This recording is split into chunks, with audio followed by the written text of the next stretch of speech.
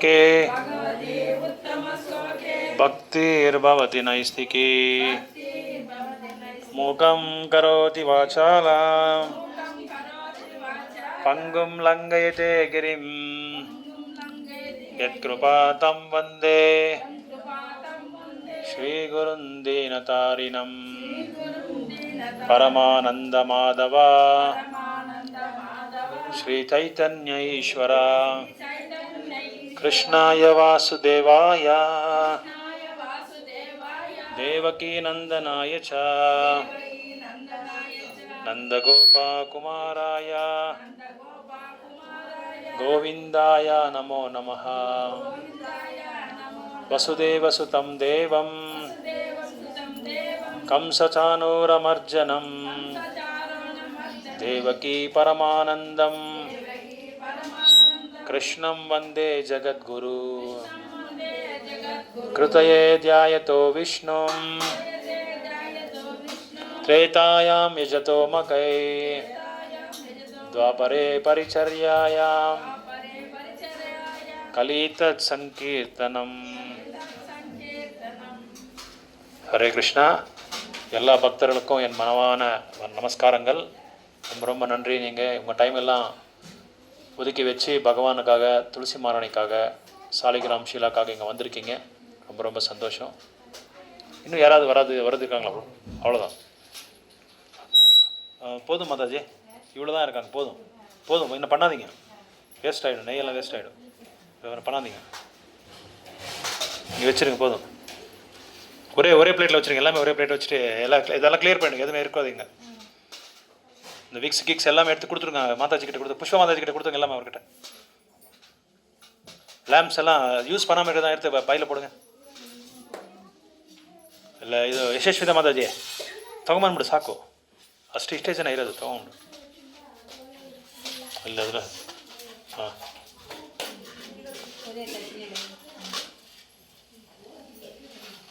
ఇట్లా ఇదమే అదర్ మీద మాతాజీ మీరు కట్టేదలకి ఫంక్షన్ అయిపోతుంది. చాలు వేయింగ, చాలు అంతే, చాలు. ಕೂತ್ಕೊಳ್ಳಿ. வேணுமா தட்டை? இல்லை போதும், லேம்ப்ஸ் பண்ணாதீங்க. ஸ்டாப் மவுண்ட் அது கிளியர் பண்ணுங்கள். நீங்கள் எந்திரிச்சு மேலே உட்காந்து போங்க. ஸ்டாப் பண்ணுங்கள்.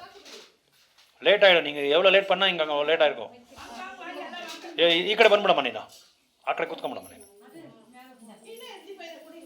ಲೇಟ್ ಬಿಡಿ.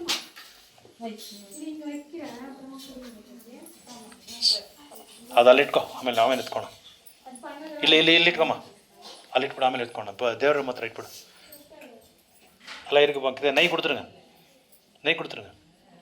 மொபைல் யார் எத்தகது? மொபைலா? இது சமையல் ரூமில் இன்னும் எதாவது வேலை இருக்குங்களா? இக்கடை பண்ணி அதை ஸ்டாப் பண்ணிடுங்க. ஆயிடுச்சுங்களா? இன்னும் இருக்குங்களா? இன்னும் இருக்குங்களா? இன்னும் இருக்குங்களா? கட் பண்ணிட்டு வாங்க. இன்னொருத்தர் போங்க, 2 பேர். கௌரமா மாதாஜி எங்க? கௌரமா இருக்காரா அங்கே? ಕತ್ತಿ இல்லையா? ಸರಿ, ಇಲ್ಲ ಪರವಾಗಿಲ್ಲ. ಇರೋದ್ರಲ್ಲೇ ಅಡ್ಜಸ್ಟ್ ಮಾಡಬೇಕು.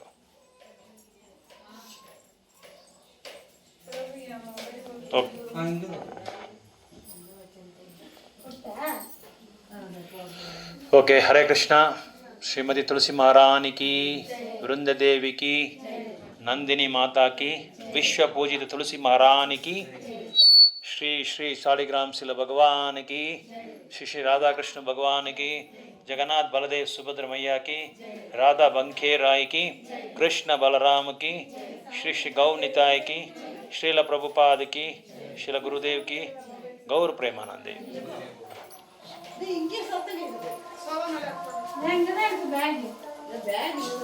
என்ன வேணும் இப்போ உங்களுக்கு?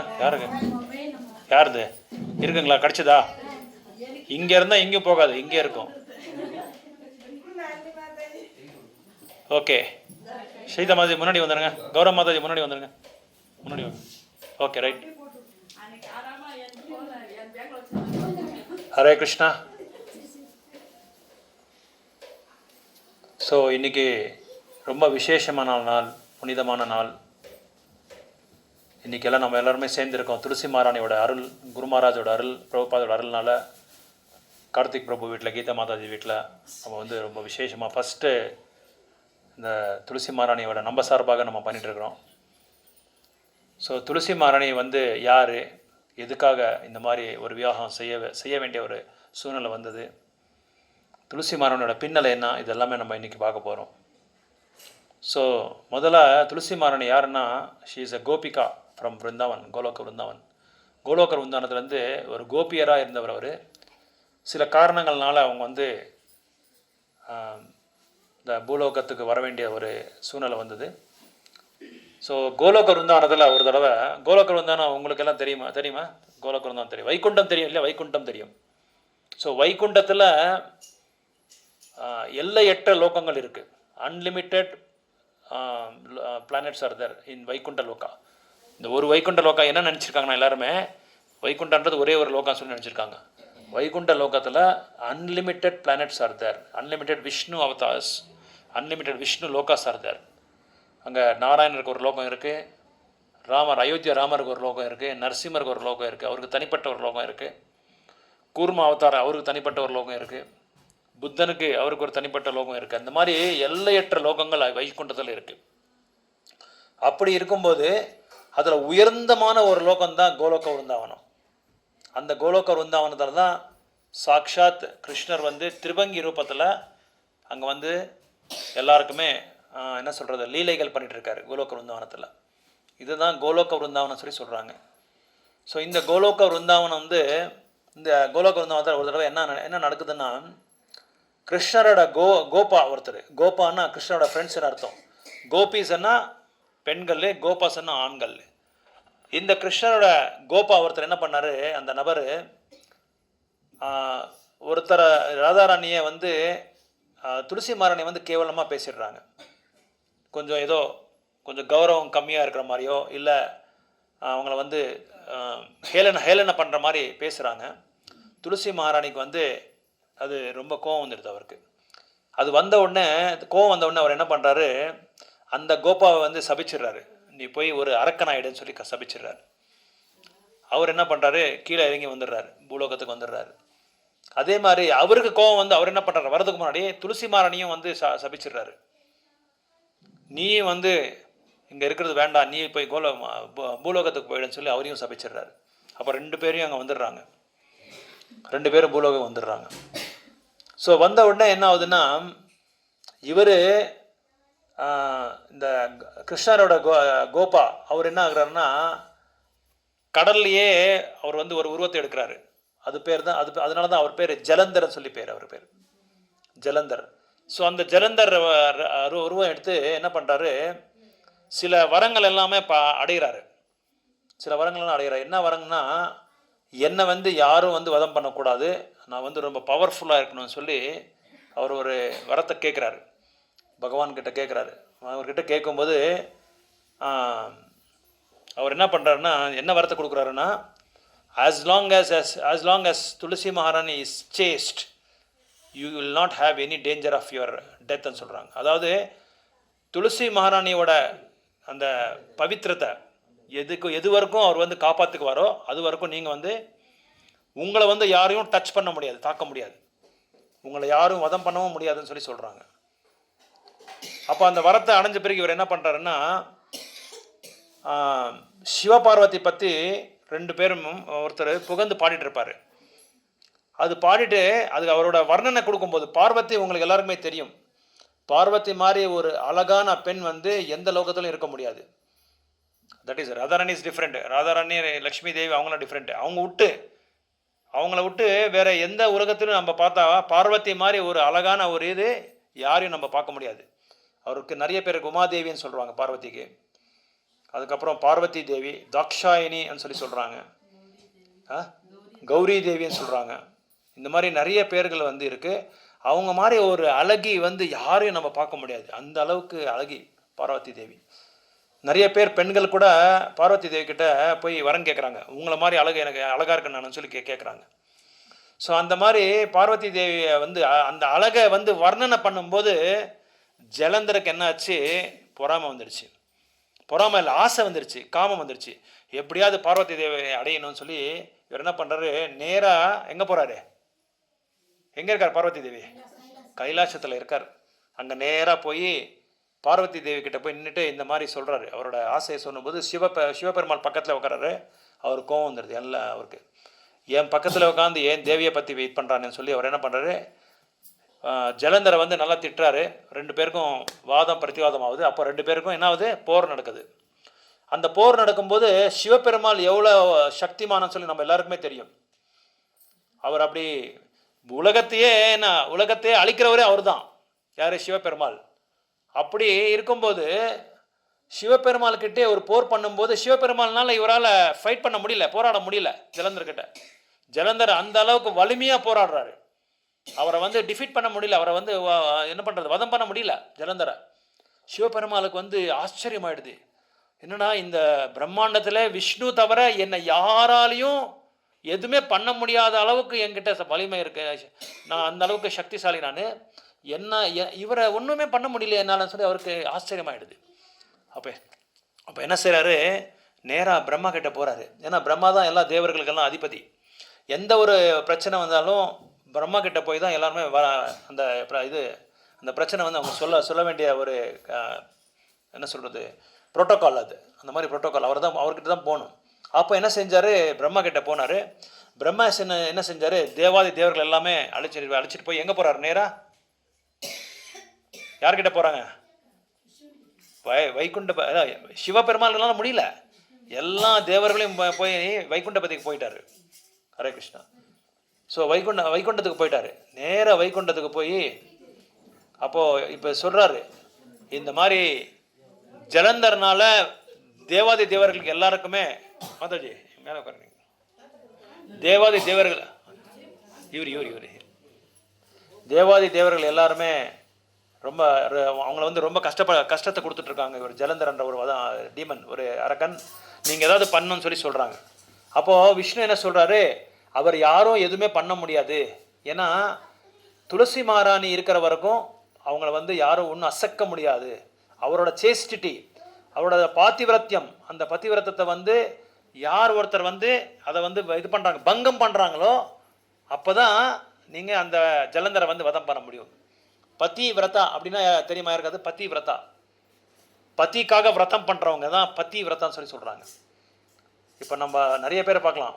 யார், திருத்தராஷ்டிரோட மனைவி பேர் என்ன, காந்தாரி பெரிய பத்திவிரதா, குந்தி மகாராணி பெரிய பத்திவிரதா, திரௌபதி மகாராணி பெரிய பத்திவிரதா.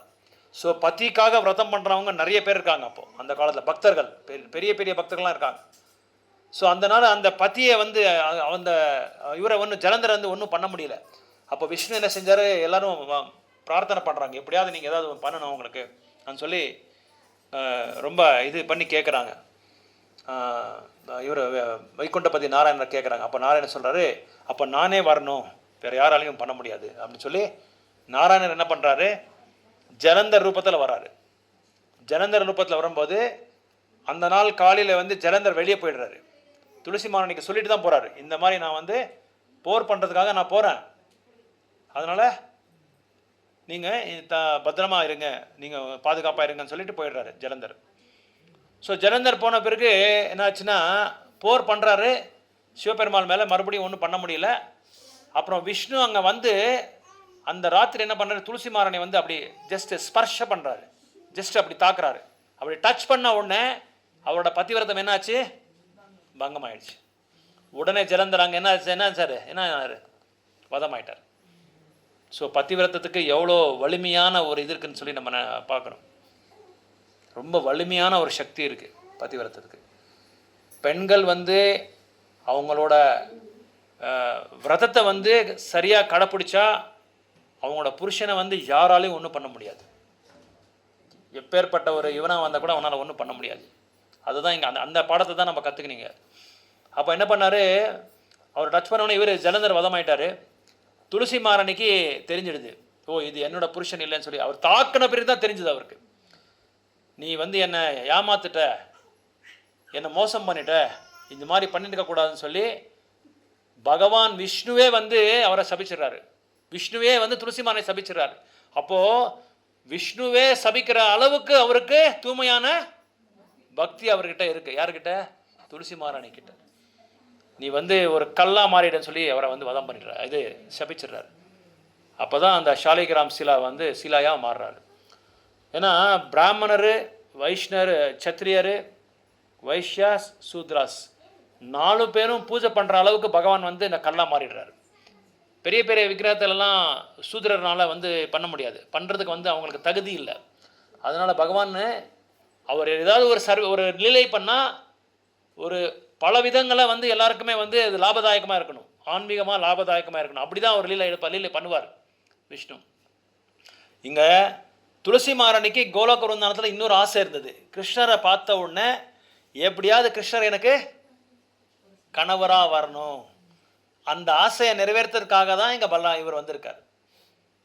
அந்த ஆசையை நிறைவேற்றுறதுக்காக தான் இவர் இந்த மாதிரி பண்ணார். அதே மாதிரி இங்கே ஜலந்தரோட இதுவும் அவங்களோட பாவத்தையும் பரிகாரம் பண்ணுறதுக்காக தான் இங்கே வராங்க.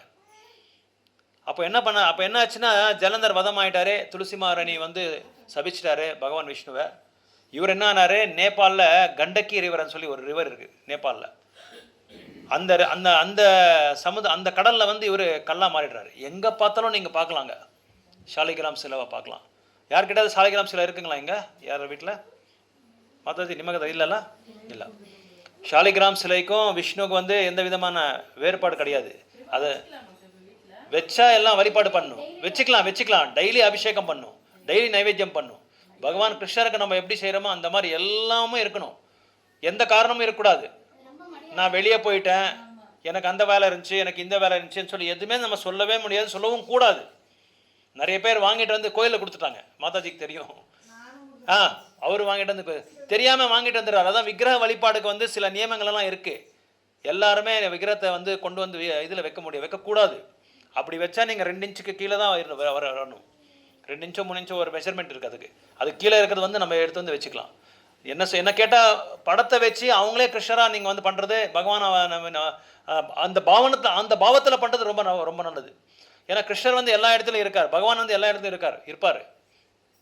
இப்போ என்ன அது எது மேலே ஆதரப்பட்டிருக்குன்னா, நம்ம எந்த அளவுக்கு பகவானை வந்து இங்கே வந்து இது ஆஹ்வானம் பண்ணுறோமோ அந்த அளவுக்கு பகவான் இங்கே இருப்பார். அந்த அளவுக்கு அவர் ரெசிப்ரோகேஷன் கூட பண்ணுவார். கொடுத்தல் வாங்கலாம் இருக்கும். ஸோ கொடுத்தல் வாங்க அந்த மாதிரி எல்லாம் இருக்கும். அதனால் துளசி மகாராணி அப்படி ஒரு சபிச்ச உடனே பிரம்மா என்ன பண்ணார், அங்கே இருக்கிற எல்லா சிலையும் ஷாலிகிராம் சிலை கருப்பாக இருக்கும். எத்தனை பேர் பார்த்துருக்கீங்க ஷாலிகிராம் சிலை? பார்த்துருக்கேன். ஓகே, எல்லோரும் பார்த்துருப்பீங்க, மோஸ்ட்லி எல்லோரும் பார்த்துருப்பீங்க. அது மேலே வெவ்வேறு சிலைகள் இருக்கும். ஒன்று மேலே சுதர்ஷன் சக்கரா இருக்கும், இன்னொரு மேலே கதா இருக்கும், அந்த மாதிரி நரசிம்மர் இருக்கும்.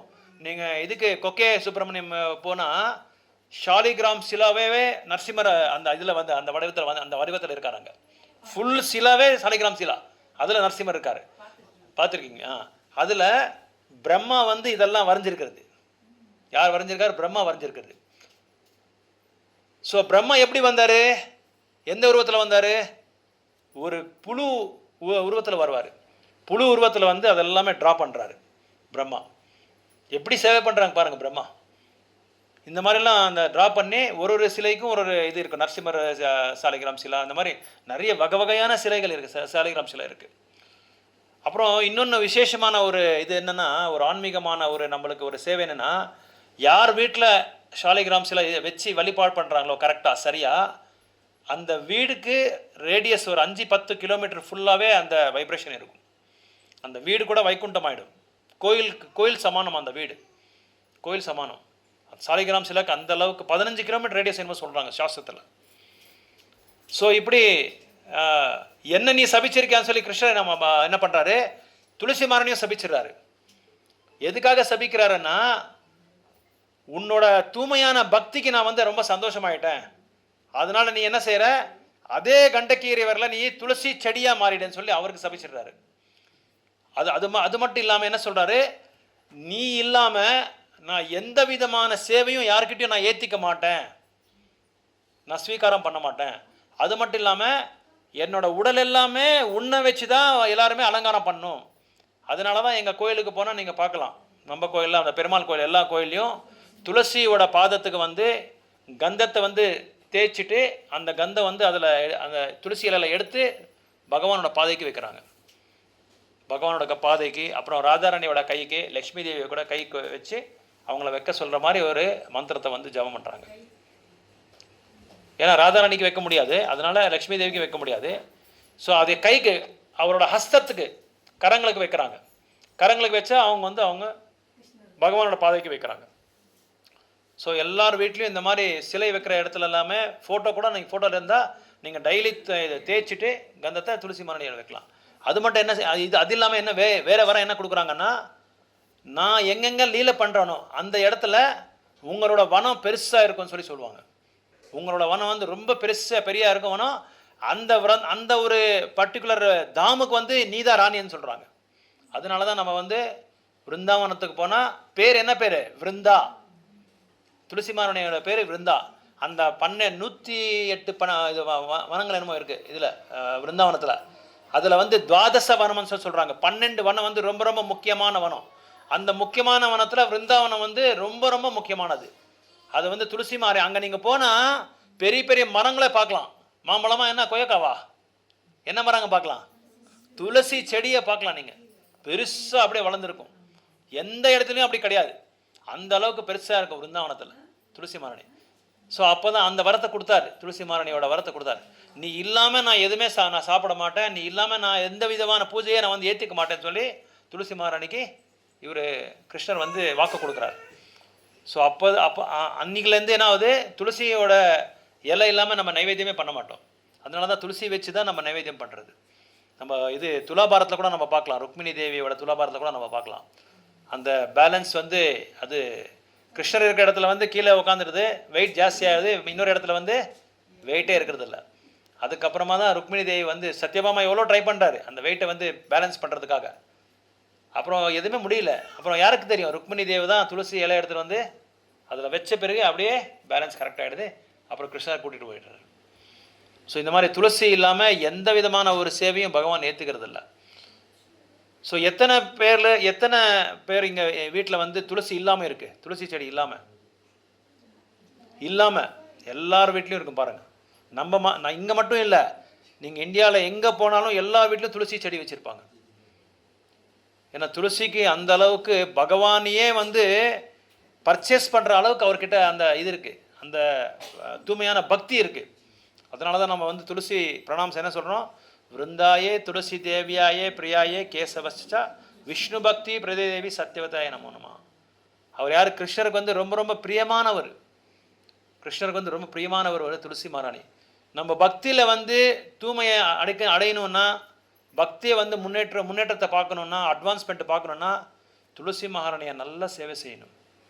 துளசி மகாராணியை நல்லா சேவை செய்யணும். துளசி மகாராணியை டெய்லி ஆரத்தி பண்ணணும். 4 தடவை பிரதட்சணை பண்ணணும். அவருக்கு சில சாஸ்திரங்களை என்ன சொல்லியிருக்காங்கன்னா, குழந்தைங்க இல்லாதவங்களுக்கு வந்து துளசி மாரணி வந்து டெய்லி நம்ம வந்து பிரதட்சணை பண்ணால் குழந்தை கூட ஆகிடும், குழந்தை பாக்கியம் ஆகிடும். இந்த மாதிரி விவாகம் பண்ணக்கூட துளசி மாராணிக்கு சாலிகிராம் சிலக்கு விவாகம் பண்ணால் கல்யாணம் ஆகாதவங்களுக்கு கல்யாணம் ஆகிடும். அந்த அளவுக்கு வலிமையான ஒரு இது. ஸோ துளசி மகாராணி, யமதர்மராஜ் ஒரு தடவை அவரோட இவரை அனுப்புகிறாங்க, தூதர்களை அனுப்புவாங்க. அனுப்பிச்சிட்டு இந்த மாதிரி ஒரு அட்ரஸில் ஒருத்தர் வந்து உடலை விட்டார், நீ அவங்கள வந்து நேராக கூட்டு வந்துடு எங்களுக்குன்னு சொல்கிறாரு. இவர் போகிறாரு. யம தூதர்கள் 2-3 பேர் போய் அந்த வீட்டில் தேடி பார்க்குறாங்க. தேடி பார்த்தா யாருமே இல்லை. அப்புறம் பக்கத்து வீட்டுக்கு போகிறார், இதான் அட்ரஸ் கரெக்டாக சொல்லி உள்ளே போய் அவரை எடுத்துகிட்டு வந்துடுறாரு. அவரை எடுத்துகிட்டு வந்து யமதர்மராஜ் சொன்னால், நான் இந்த வீட்டுக்கு சொல்லியே, அந்த வீடு தான் நான் சொன்னேன், நீங்கள் இவங்களை கொண்டு வந்திருக்கீங்க. ஏன்னா சித்திரகுப்தரோட லிஸ்ட் இருக்கு இல்லையா, அவரை பார்க்குறாரு. பார்ப்பா இது கரெக்டாக லிஸ்ட், இவர் இந்த நம்பர் கரெக்டாக இல்லை, இந்த இவர் இல்லைன்னு சொல்கிறாரு. இல்லை சாமி நீங்கள் சொன்ன இதுக்கு தான் நாங்கள் போனோம்னு சொல்லி பார்க்குறோம். அப்போ யமதர்மராஜர் நேரடியாக வந்து பார்த்தா அந்த நபர் அங்கே உடல் விட்டுருக்காரு. ஆனால் வெளியே யார் இருக்காரு? துளசி மகாராணி இருக்காரு. துளசி மகாராணி இருக்கிறதுனால அந்த உடலே அவங்களுக்கு தெரியல கண்ணில். பக்கத்து வீட்டுக்கு போய் அவங்க எடுத்துகிட்டு வந்தார். அப்போ உடல் ஒரு ஆத்மாவை வந்து சேவிக்கிற அளவுக்கு அந்த துளசி மாரணிக்கிட்ட அந்த அளவுக்கு சக்தி இருக்குது. அதனால தான் நாங்கள் இது கண்டி மாலை அதான் போட்டிருக்கோம். துளசி இதை போட்டால் யமதர்மராஜ் சொல்லியிருக்காரு, யார் கண்டி மாலை போட்டிருக்காங்களோ, யார் கோபிச்சந்தனம் வைக்கிறாங்களோ, அவங்கள பார்த்த உடனே நீ என்ன செய்கிற, அவங்க காலில் விழுந்துடுறா. அவங்க காலில் விழுந்து அவங்ககிட்ட நீங்கள் ஆசீர்வாதம் வாங்குற. அவங்களுக்கு வந்து நம்மளோட நியமங்கள் எதுவுமே வந்து அவங்களுக்கு தாக்காது. அவங்ககிட்ட நீங்கள் பிளெஸிங்ஸ் வாங்கிட்டு வரணும்னு சொல்கிறாங்க யமதர்மராஜ். யமதர்ம நீங்கள் அஜாமிலா இதில் அஜாமிலா வாக்கியில் பாகவதம்ல நீங்கள் படித்தா யமதர்மராஜ் வந்து அந்த இன்ஸ்ட்ரக்ஷன்ஸ் எல்லாம் கொடுக்குறாங்க பக்தர்கள் இவங்களுக்கு, அவங்க தூதர்கள்லாம் கொடுக்குறாங்க. இந்த மாதிரி துளசி கண்டிமாலை போட்டவங்க அவங்கள வந்து அந்த அளவுக்கு அவரே அவ்வளோ மரியாதை அவ்வளோ கௌரவம் கொடுக்குறாங்க. யாருக்கு?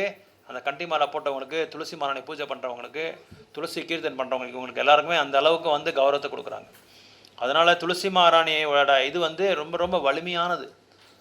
துளசி மாராணியை வந்து குளிக்காமல் வந்து நம்ம பிரதர்ஷனம் பண்ணக்கூடாது, பூஜை பண்ணக்கூடாது, தாக்கவும் கூடாது. ஏகாதசி விரதனால அவரை வந்து இலையும் பிக்கக்கூடாது, இலையும் நம்ம எடுக்கக்கூடாது. ஏன்னா அவரும் கூட அந்த ஏகாதசி விரதத்தை ஃபாலோ பண்ணுவாங்க.